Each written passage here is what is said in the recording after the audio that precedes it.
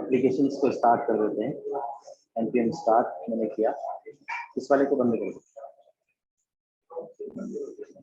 इसी को उसको बंद कर, इस वाले को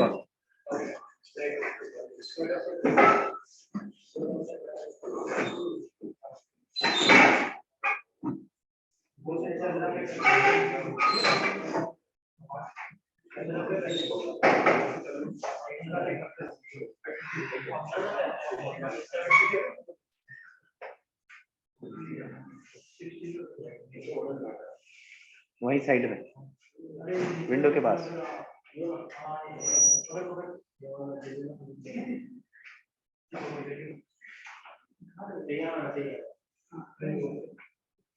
ठीक है, तो हम स्टार्ट करते हैं।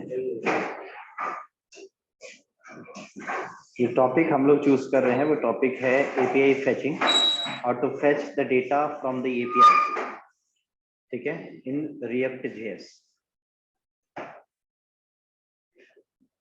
We have two concepts. First one is fetch method of JavaScript, and the second one you can use Axios library to fetch the data from the API. Clear? In the case of fetch method, we have to convert the data into the JSON format. हम fetch method का use करते हैं तो हमें data को JSON में convert करना पड़ता है, but in the case of Axios there is no requirement of converting the data into JSON. We have two different syntax for fetching the data from the API, and the API will be created from the backend developer. It can be developed by the PHP developer, might be by this .NET ASP developer, Java JSP developer, or it can be developed in Node.js.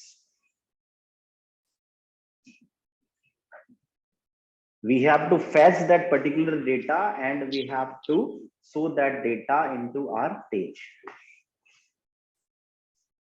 जो भी data है, जो API है, वो backend से create की जाती है। हमारा काम as a front end developer है कि उस एपीआई को फेच करके अपने पेज पर दिखाना। फिर इस सिनेरियो पर हम काम कर रहे हैं। हमारे पास दो तरीके हैं, एक फेच है और एक एक्सियोस। सिंटेक्स हमारे पास फेच और एक्सियोस का अगर देखा जाए तो ये हमारे पास है। अगर हम बात करें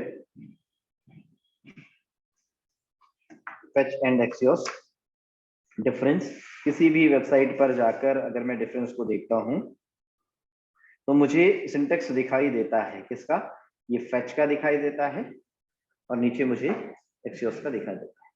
फेच बाय डिफॉल्ट जावास्क्रिप्ट का कॉन्सेप्ट है। फिर मैंने क्या किया,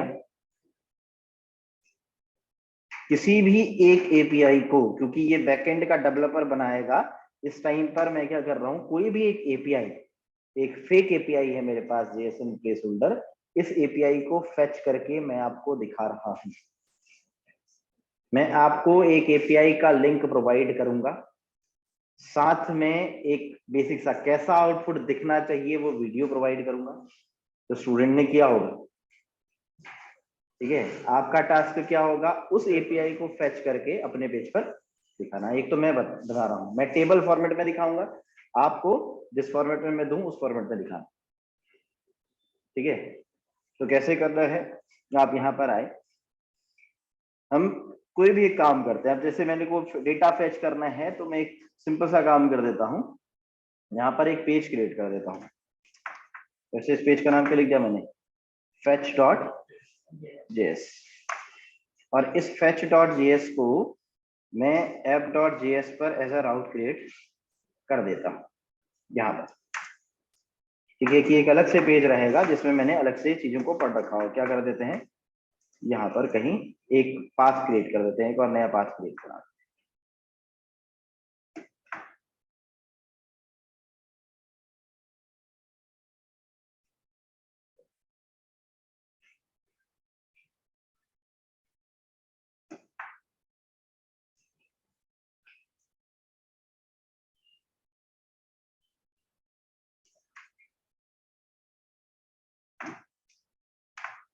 लेट्स से मैंने एक पाथ क्रिएट कर दिया, एक राउट और क्रिएट कर देता हूँ। यहाँ पर मैं लिखा route path is equal to fetch, let's say fetch के लिए एलिमेंट इज इक्वल टू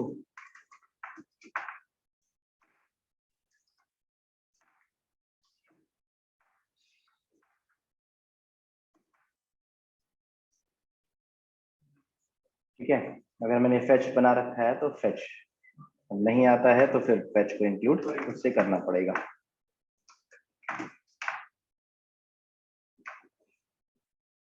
पर पेज पर टॉप पर मुझे क्या करना पड़ेगा, ऐसे इंपोर्ट करना पड़ेगा। तो मैंने यहाँ पर लिख दिया इंपोर्ट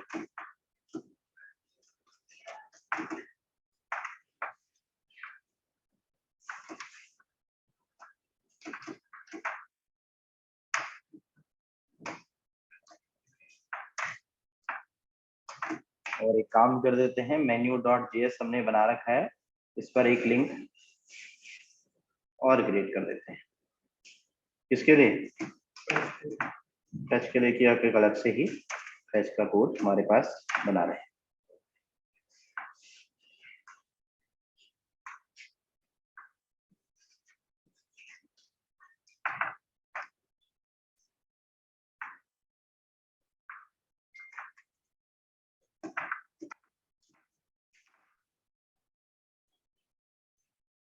अब fetch.js वाला जो पेज बना रखा है, लेट्स से इस पे मैं एक फंक्शनल कंपोनेंट क्रिएट कर देता हूँ। सेव किया, जाकर अगर पेज पर देखें, जो भी मैंने पेज बना रखा है उस पेज पर एक fetch का लिंक आ गया, जिस पर क्या लिखा है fetch। मेरा काम क्या है कि मुझे किसी एक एपीआई को हिट करके उस एपीआई के डेटा को इस पर्टिकुलर पेज पर दिखाना है, ये मेरा टास्क है। तो मैं क्या करूंगा, एपीआई को फेच करने के लिए अगर हम फंक्शनल कंपोनेंट यूज करते हैं तो हमें चाहिए एक हुक, जिस हुक का नाम है use effect.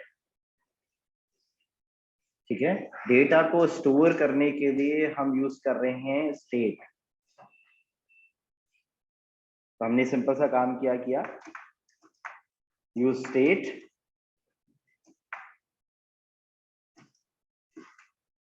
Comma use effect, इन दोनों हुक्स को इंपोर्ट करा दिया। अब पेज पर सबसे पहले स्टार्टिंग करी, मैंने कहा भाई जो भी डेटा आ रहा है उस डेटा को मुझे किसी एक वेरिएबल पर होल्ड कराना है, तो वेरिएबल कुछ भी हो सकता है। लेट्स से मैंने यहाँ पर क्या लिख दिया, cost post comma set post. अब मैं पोस्ट सेट पोस्ट ही क्यों मेंशन कर रहा हूँ, क्योंकि भाई ये मैंने पोस्ट नाम का एक एपीआई को हिट कर रहे हैं, पोस्ट समथिंग कुछ है ना, तो मैं नेमिंग कन्वेंशन ऐसी देनी चाहिए हमेशा कि जो दूसरे बंदे को भी आइडेंटिफाई हो जाए। ये पोस्ट वाला है तो मैंने पोस्ट लिखा है। ठीक है, कॉन्स्ट ए सेट ए भी लिखा जा सकता है, सेट ए एक मेथड हो जाता है। इज इक्वल टू, अब डेटा किस फॉर्मेट में है, डेटा एक एरे है, एरे के अंदर क्या है, ऑब्जेक्ट है। तो मैं स्टार्ट में जो भी मैं एक स्टेट डिफाइन कर रहा हूं उसको, स्टेट को ऐसे डिफाइन कर दे रहा हूं। मैं लिखा क्या, यूज स्टेट, और यूज स्टेट के अंदर ब्लैंक एरे। ठीक है, और डेटा को फेच करने के लिए मैं यूज कर रहा हूं फेच मेथड का। जो डेटा फेच होगा वो यूज इफेक्ट के अंदर होगा। तो मैंने क्या किया, मैं लिखा यूज इफेक्ट। यूज इफेक्ट एक फंक्शन है जो दो आर्ग्यूमेंट को लेता है। पहला आर्ग्यूमेंट उस फंक्शंस का नाम जिस पर आपने फंक्शंस की कॉलिंग करनी है। दूसरा आर्ग्यूमेंट डिपेंडेंसी एरे, मतलब किस बेस पर आप डेटा को फेच करना चाहते हैं।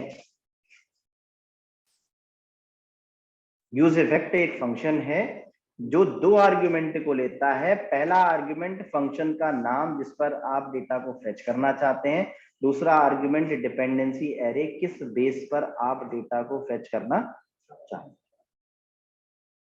ठीक है, अभी याद रखना है क्योंकि बाद में ही काम आएगा। अभी शायद मैंने डिपेंडेंसी एरे पे ब्लैंक लिखा है, कुछ नहीं डाला। यहाँ पर मेरे को क्या करना है, उस फंक्शन को, जिस फंक्शन से मैं डेटा को क्या करना चाहता हूँ, फेच करना चाहता हूँ, मैं यहाँ पर बना सकता हूँ या फंक्शंस को क्या कर सकता हूँ, कॉल कर सकता हूँ। तो जैसे मेरे को डेटा को फेच करना है, मैंने कोई भी एक मेथड यहाँ पर बनाई। मैंने कहा भाई ये फेच नाम का डेटा को फेच करना है, तो मैं क्या कर रहा हूँ, फेच नाम के सिंटेक्स का यूज कर रहा हूँ। ठीक है, जो भी मेरे को फेच करना है, अभी मैं फेच यूज कर रहा हूँ। तो ये मेथड है जिसके अंदर मुझे डेटा को क्या करना है, फेच करना है, ये लिखा है। तो मैंने यहाँ पर अभी फंक्शंस को कहीं से कॉल नहीं किया है, मैंने क्या किया है, यहीं पर फेच नाम की मेथड को मैं बना रहा हूँ, मतलब उसी सिंटेक्स को यूज कर रहा हूँ। ये मैंने एरो फंक्शन बना दिया है। अभी मैंने क्या नहीं किया है, इस यूज इफेक्ट के अंदर से किसी फंक्शंस को कॉल नहीं किया है, यही बना दे रहा हूँ। ठीक है, क्या कर देते हैं, फेच नाम के सिंटेक्स का यूज किस तरीके से यूज करना है। मैंने ऐसे लेट रिजल्ट नाम से कुछ भी लिख दिया, let result is equal to fetch.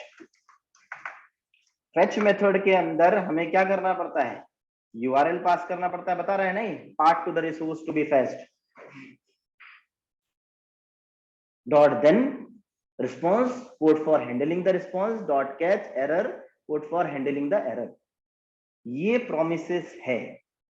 ये क्या है, प्रोमिसेस। जावास्क्रिप्ट में प्रोमिसेस पूछेगा आपसे बंदा कि भाई प्रोमिसेस तुझे पता है कि प्रोमिसेस क्या होता है। अब बताते हैं प्रोमिसेस क्या है। प्रोमिस का मतलब,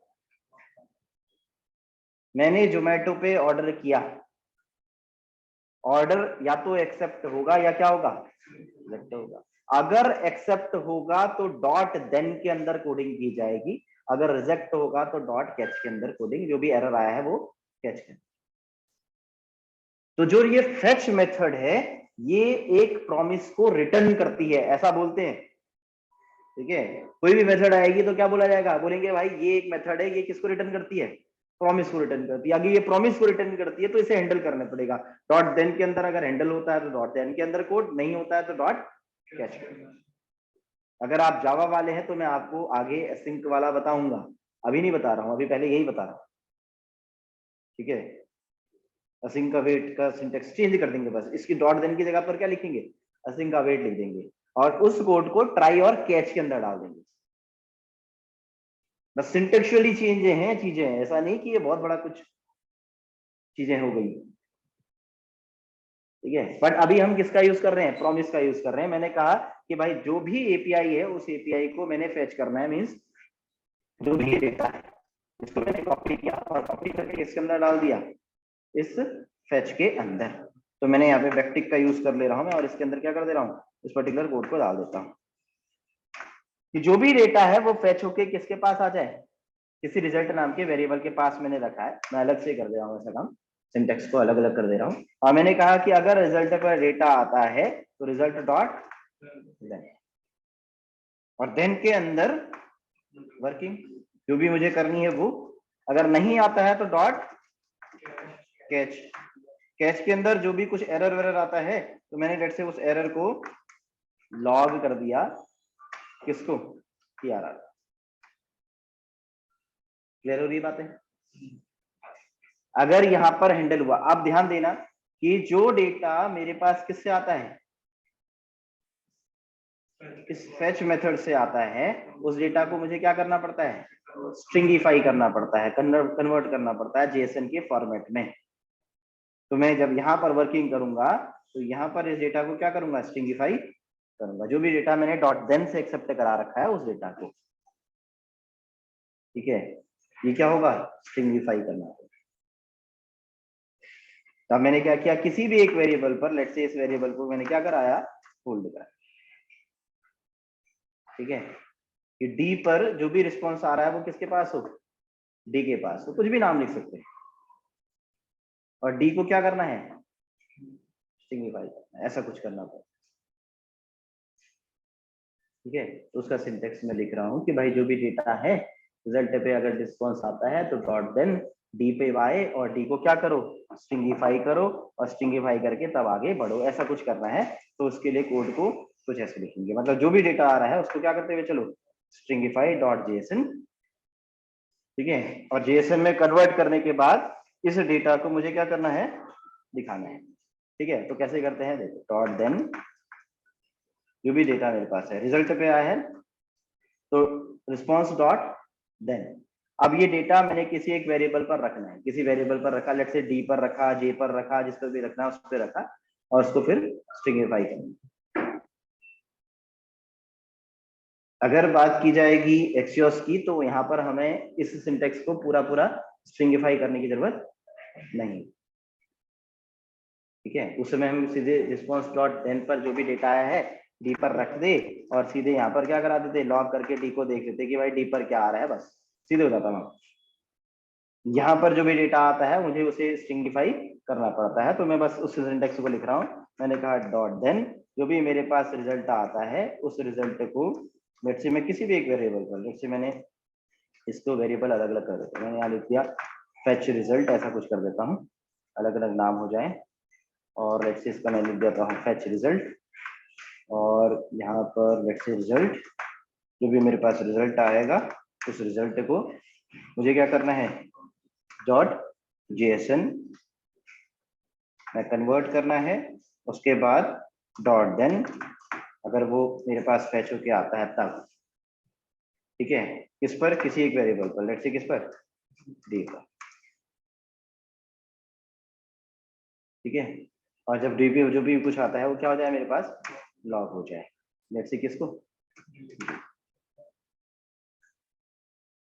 ठीक है, मुझे इस सिंटेक्स को कुछ इस तरीके से लिखना होगा कि जो भी मेरे पास डेटा आ रहा है उस डेटा को इस तरीके से स्ट्रिंगिफाई कर देते हैं। अभी मैं कैच वाले सिंटेक्स को लेट से रिमूव करके सिंपली यहाँ पर चेक करता हूँ कि ये मेथड चल रही है या नहीं चल रही है, बस एरर को चेक करेंगे अब। ठीक है,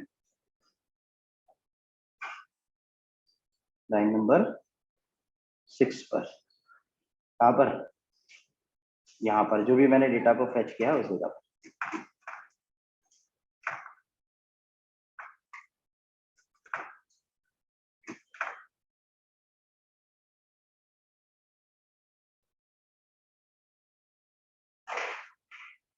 जाकर पेज पर देखते हैं, जो भी मेरे पास पेज है,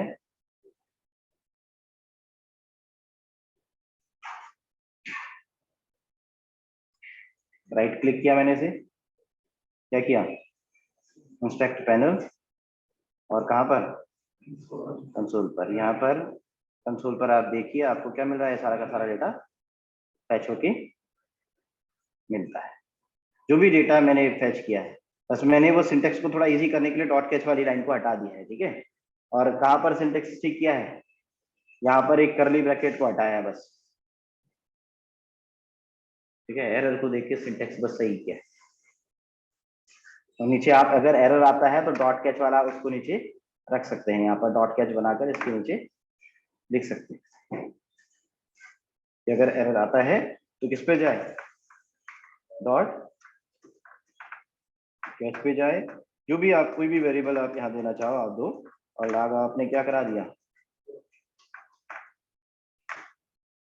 यार जो भी कुछ लिखे, जो भी मेरे पास एरर आता है वो।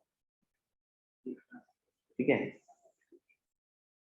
अगर वो एरर किस केस में आएगा, अगर मैंने यहाँ पर एपीआई का कुछ मिस्टेक करी हो लिखने में, पोस्ट की जगह पर पोस्ट लिख दिया हो, ऐसा कुछ कर दूं, मैं सेव करूं यहाँ पर और जाकर पेज पर देखने लगूं कि भाई ये मेरे को रिफ्रेश करना पेज को जाकर, फिर देखना है यहाँ पर।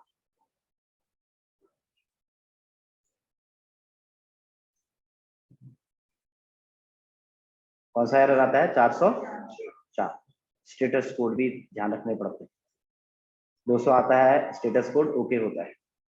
एचटीटीपी के स्टेटस कोड होते हैं, ठीक है। इंसर्ट होता है तो 201 स्टेटस कोड होते हैं एचटीटीपी, ठीक। तो अभी हम उस जगह पे नहीं जा रहे हैं, हम फ्रंट एंड पर अपनी जो जिस जगह पे हैं उसी पे फोकस कर रहे हैं। ये तो बहुत ज्यादा कंफ्यूजन होता है, आप उनको बहुत कुछ बता दें तो अचानक से आपको लगेगा कि पता नहीं क्या बोलने लगा, ठीक है। तो अभी सिंपल सा हमने यहाँ पे नोटिस किया कि हम फेच मेथड का जब यूज कर रहे हैं तो फेच मेथड में हमें उस डेटा को क्या करना पड़ रहा है? स्ट्रिंगिफाई करना पड़ता है। अब डेटा किसके पास है? डी के पास है। बट डेटा मुझे डी के पास थोड़ी रहने देना है, मुझे तो क्या करना है? पेज पर दिखाना है ना। हमारा टारगेट तो पेज पर दिखाना था। तो जो भी डेटा मेरे पास डी के पास है उस पर्टिकुलर डेटा को मैं किस पे देता हूँ? किसी एक वेरिएबल पर दे देता हूँ। जैसे मैंने किस पर दे दिया? सेट पोस्ट पे। सेट पोस्ट अब क्या है? सेट पोस्ट एक एरे है जिसमें क्या है? पूरा का पूरा डेटा आ गया, ठीक।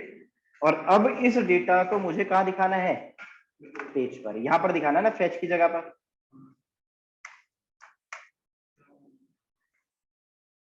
ठीक है। तो हमने एरे पर एक बेसिक मेथड पढ़ी थी जो थी मैप, ठीक है। मैप करना, एक एक करके डेटा को निकालना और एक एक करके क्या करा देना? मैप कर देना, दिखा देना। तो हम यहाँ पर उसी मेथड का क्या करने वाले हैं? यूज करने वाले हैं। हम मैप कर देते हैं किसको? पोस्ट को। जो भी पोस्ट है, पोस्ट डॉट मैप।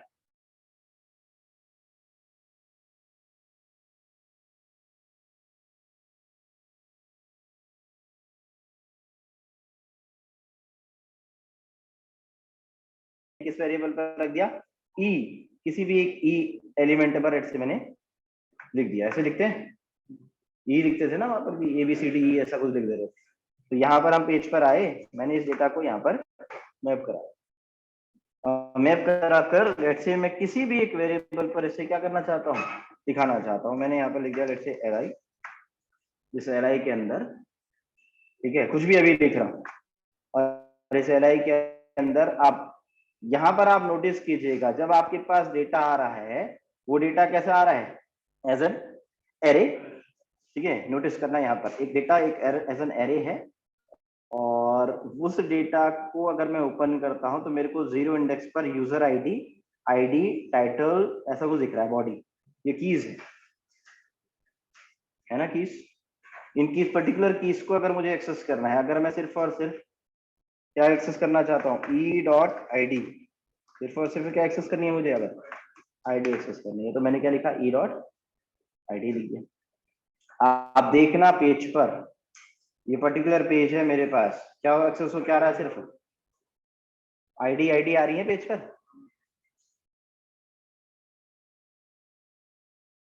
और एक एरर भी आ रहा है, क्या? Each child in a list should have a unique की प्रॉम्प्ट, ठीक है। ये जो भी हमने चाइल्ड बना रखा है उसकी क्या होनी चाहिए? एक यूनिक की होनी चाहिए, एल आई की। तो यूनिक की बनाने के लिए हम क्या करते हैं भाई? एक ई के साथ में एक पैरामीटर और पास कर देंगे, क्या? इंडेक्स। क्योंकि एरे की इंडेक्स हमेशा क्या होगी?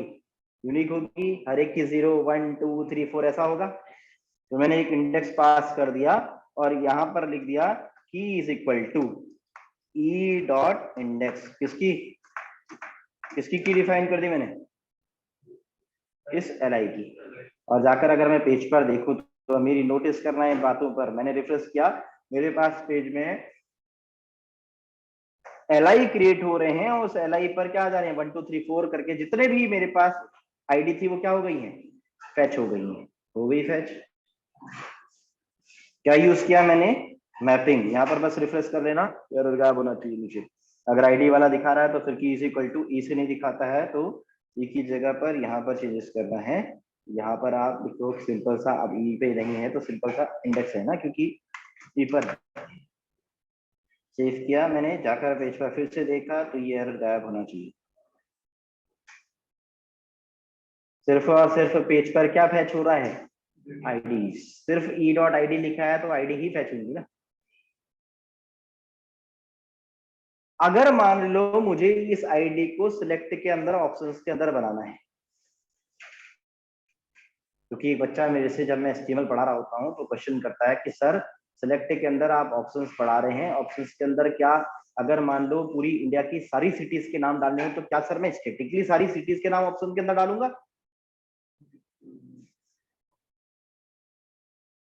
समझ रहे बात को?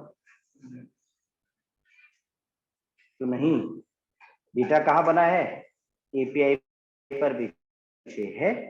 मुझे इन सारी आईडीज को किसके अंदर डालना है? सेलेक्ट के अंदर। तो मैं क्या करता भाई, यहां बना देता ना सिलेक्ट। मैप क्या है? एरे की तरह काम कर रहा है, लूप की तरह। मैप लूप जैसा कर रहा है ना। मैंने सिलेक्ट को क्लोज किया, इसकी जगह पर क्या लिख दिया? एक एक करके ऑप्शन क्या होते रहे? बनते रहे, और ऑप्शन क्या होते रहे? क्लोज होते रहे। मैंने सिलेक्ट बनाया है, उसके बाद क्या चलाया अंदर? पोस्ट डॉट मैप, ऑप्शंस खुद से क्रिएट होते रहे और क्या होते रहे? सिलेक्ट के अंदर आते रहे। ये देखिए सिलेक्ट के अंदर सारे के सारे क्या आ गए? डेटा आ गया। आपको सिर्फ और सिर्फ टाइटल एक्सेस करना होता, तो क्योंकि टाइटल नाम की है, ध्यान रखना वहां पर बीच पे, तो यहाँ पर ई पर क्योंकि सब कुछ आ रहा होगा तो मैंने क्या लिखा? टाइटल लिखा। ई डॉट टाइटल लिखने पर क्या होगा? इसके अंदर सारे के सारे आ गए। जरूरी बात है।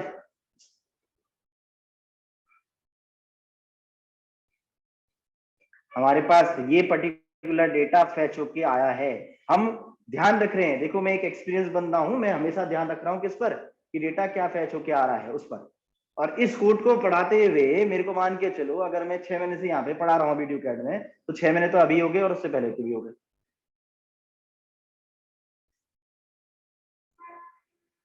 ठीक है, अभी ये कंटिन्यूसली 6 महीने का जो ये सेशन हुआ है, इस मतलब 6 महीने में मैंने कितने बार इस कोड को लिख दिया होगा। तो मुझे तो पता है कि इस पे टाइटल नाम की है, बॉडी नाम की है, यूजर आईडी है, तो मैं सीधे वहां पर क्या कर दे रहा हूँ? चेंज नहीं कर दे रहा हूँ। तो मगर मैं फोकस कहाँ पर किया था? यहाँ किया था। ठीक है, किस तरीके से डेटा आ रहा है, मुझे क्या दिखाना है, सिलेक्ट के अंदर दिखाना है तो मैंने सिलेक्ट के अंदर डाल दिया। अब मान लो मेरे को सब कुछ दिखाना है, मान लो यहाँ पर अभी मैं सिलेक्ट के अंदर की बात नहीं करूं, ये तो एक बेसिक सा मैंने कोड आपको बताया कि भाई ये डेटा क्या हो सकता है, सिलेक्ट के अंदर आ सकता है। यहाँ पर अगर मैंने इसी कोड को, अगर मैं कहूँ कि भाई जो मैंने डेटा को फेच कर रखा है मुझे टेबल पर दिखाना है, किस पर दिखाना है? क्योंकि यहाँ पर आप देखिए, यहाँ पर टाइटल भी होगा, यहाँ पर ई डॉट आईडी भी होगी, और यहाँ पर ई डॉट बॉडी भी होगी, सब कुछ होगा ना। यहाँ पे ई के पास तो सब कुछ होता है। ठीक है, वो हमने पढ़ा कहाँ? कोर में।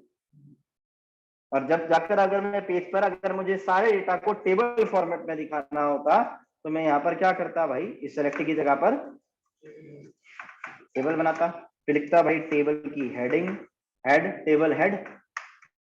टेबल हेड पर लेट से मैंने टीआर बनाया, इस टीआर के अंदर मैंने यहाँ पर डिफाइन कर दिया टेबल की हेडिंग, हेड पार्ट।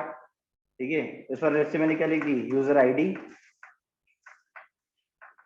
जिस तरीके का डेटा है उस हिसाब से लिख रहा हूँ। अगला मैंने लिख दिया टाइटल। अगला मैंने क्या लिख दिया?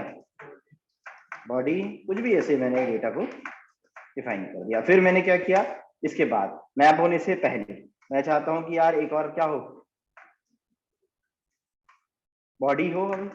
ठीक है, टेबल की बॉडी का पार्ट है, टेबल की बॉडी के पार्ट में मैं क्या करना चाहता हूँ, इसे मैप करना चाहता हूँ, मतलब लूप चल रहा है मेरे पास अंदर। ठीक है, मैंने यहाँ पर क्या करा रखा है? लूप चला रखा है। तो लूप चलते रहे और लूप क्या करता रहे?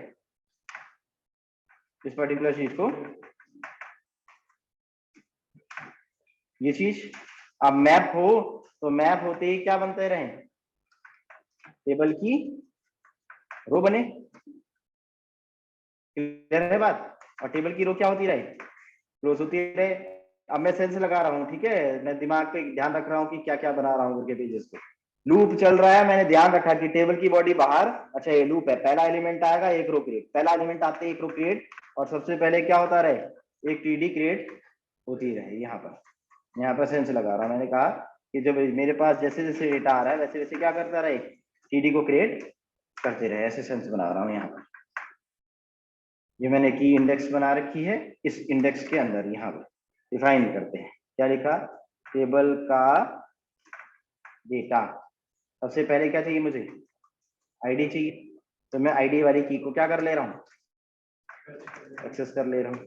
फिर मुझे क्या चाहिए अगली कॉलम पे, टीडी, अब ये लूप है, ठीक है, दिमाग जिसका लूप अच्छे से समझता है उसको समझ में आती है ये बातें कि बेटे कैसे फैच हुआ है, क्योंकि सामने वाला तो क्या करेगा, खुद दिमाग लगाए रखेगा कि भाई अच्छा कौन सी कीज है, उन कीज को मुझे कैसे कैसे दिखाना है। तो एक और टीडी क्रिएट होती रहे और उस पर आती रहे टाइटल, और अगली वाली एक और टीडी क्रिएट होती रहे, और इस टीडी पर क्या होता रहे, मेरे को पर्टिकुलर जो भी डेटा फेच कराना है वो डेटा दिखाते रहे। तो मैंने यहाँ पर ध्यान देना है कि इस वाली टीडी के अंदर मुझे ई डॉट बॉडी वाली की को क्या करना है, एक्सेस करना है, ये मैंने एक्सेस कर दिया।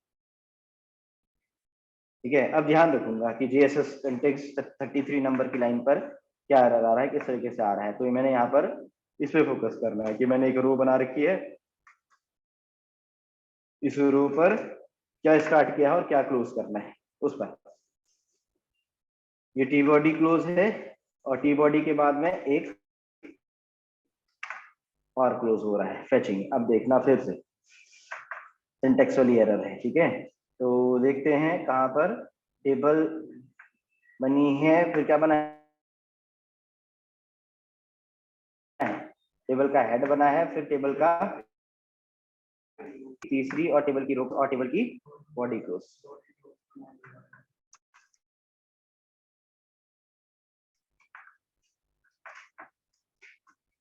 ठीक है, टेबल का हेड क्लोज, फिर मैंने क्या किया, टेबल की बॉडी बनाई और टेबल की बॉडी को कहीं यहाँ पर क्लोज किया है। आप ध्यान देना, डिफ टेबल क्लोज नहीं की है, क्या क्लोज होगी, टेबल क्लोज। ठीक है, मैप क्या कर रहा है, एक एक करके डेटा आता रहेगा, एक रो क्रिएट करेगा, 3 कॉलम डालेगा, फिर अगला लूप चलेगा, फिर अगली रो क्रिएट करेगा, उसके अंदर 3 टीडी क्रिएट करेगा, फिर अगला लूप चलेगा, जब तक डेटा आता रहेगा एक के पास तब तक क्या चलता रहेगा, लूप चलता रहेगा और टेबल क्रिएट रो क्रिएट करता रहेगा, रो टीडी टीडी टीडी करके डेटा बनता रहेगा। सेव करते हैं, अगर जाकर पेज पर देखा, जो भी मैंने पेज बना रखा उस डेटा को मैंने फेच करके यहाँ पर पेज पर, इसको मैंने रिफ्रेश कर लेता हूँ, मुझे पता है कि मैंने कोई एरर नहीं निकाल रखा है अभी। ठीक है, तो मेरे पास कोई एरर नहीं है, ये मैंने क्लोज कर दिया, जाकर मेरे पास क्या क्रिएट हो गई है, अभी टेबल क्रिएट हो गई है। टेबल के लिए अगर सीएसएस लिखनी है तो मेरे दोस्त आप सीएसएस की एक फाइल क्रिएट करोगे, वहां पर टेबल के लिए क्या करोगे, सीएसएस लिखो। ठीक है, पूरा टेबल का बॉर्डर देना, कॉलम देना, जो भी कुछ आपको करना है वो कहां पर, सीएसएस में। ये डेटा कौन सा है, ये डेटा है ना, आपने फेच करके कहाँ दिखाया, अपने पेज पर। आगे इसी में पढ़ेंगे फॉर्म से डेटा को इंसर्ट करना, how to edit, how to delete. अगर आपको किसी भी प्रोग्रामिंग लैंग्वेज में क्रट का कॉन्सेप्ट आ गया, इसका मतलब आपको चीजें आ गई। ऐसा होता है प्रोग्रामिंग लैंग्वेज में, आपको अगर क्रड सीख गए तो इसका मतलब आप आधे से ज्यादा चीजों को सीख गए। हमने एक सिंपल सी मेथड का यूज किया है अभी, फेच का। मैंने डेटा को फेच किया है, अब इसको टेबल फॉर्मेट में, डेटा कोई एपीआई से आया, मुझे दिखाना था पेज पर, फ्रंट एंड पर। ठीक है, मैंने फ्रंट एंड पर उसे दिखाया, इसकी सीएसएस लिखनी होगी, तो मैं क्या करूंगा, एक लेट से मैंने सीएसएस की फाइल, कुछ बच्चों की हेल्प कर देते हैं जो नहीं समझ पाते हैं, उनके लिए मैं सिंपल सा कोड कर दे रहा हूँ। क्या कर रहा हूँ, टेबल डॉट सीएसएस यहाँ बनाता और यहाँ पर क्या कर देता, टेबल के लिए, टीएच के लिए, टीडी के लिए लेट से मैंने बॉर्डर दे दिया। क्या दे दिया, बॉर्डर 1 पिक्सल सॉलिड रेड। ध्यान दीजिएगा, कुछ बच्चे एचटीएमएल में बॉर्डर की प्रॉपर्टी पढ़े रखते हैं, एचटीएमएल में टेबल के अंदर border is equal to 1 pixel.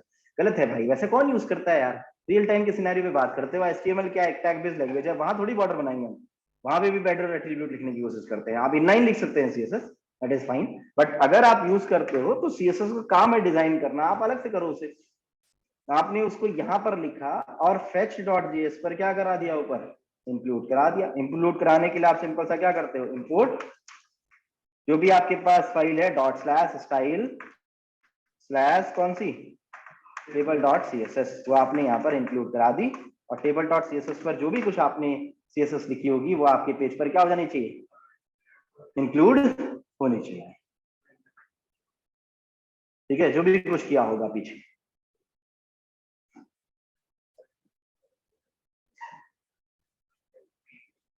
ठीक है, अब ध्यान देंगे कि सीएसएस पे इंपोर्टिंग पे या सीएसएस पर हमने क्या सही किया है, अब जाके यहाँ पर रिफ्रेश हुआ है। ठीक है, अच्छा अब मुझे सीएसएस पे ध्यान देना है कि भाई सीएसएस मैंने कैसे लिख रखी है और क्या इंपोर्ट कर रखी है, बस मुझे अपनी सीएसएस पर फोकस करना है। ठीक है, जो भी मैंने क्या लिख रखी है, टेबल डॉट सीएसएस लिखी है, वहां फोकस करो। ठीक है, कि टेबल पर किस पर क्या मैंने सीएसएस लिखी है यहाँ। ठीक है, कैसे लिखते हैं भाई, कॉमा कॉमा करके करते हैं। सर लिंक नहीं हुआ है शायद टेबल डॉट सीएसएस। नहीं हुआ है, हो गया सही। ठीक है, बाकी आप बॉर्डर कोलैप्स रो जो भी कुछ आपको सीएसएस आती है दैट इज फाइन, वो आप अपने हिसाब से कर सकते हैं। आपका सारा 100 to 100 डेटा कहाँ पर फैच हो गया है, पेज पर फैच हो गया है। जो बच्चे ऑनलाइन हैं प्लीज दोबारा से लॉग इन करना, इसी पर थोड़ा कॉन्सेप्ट आगे समझाएंगे।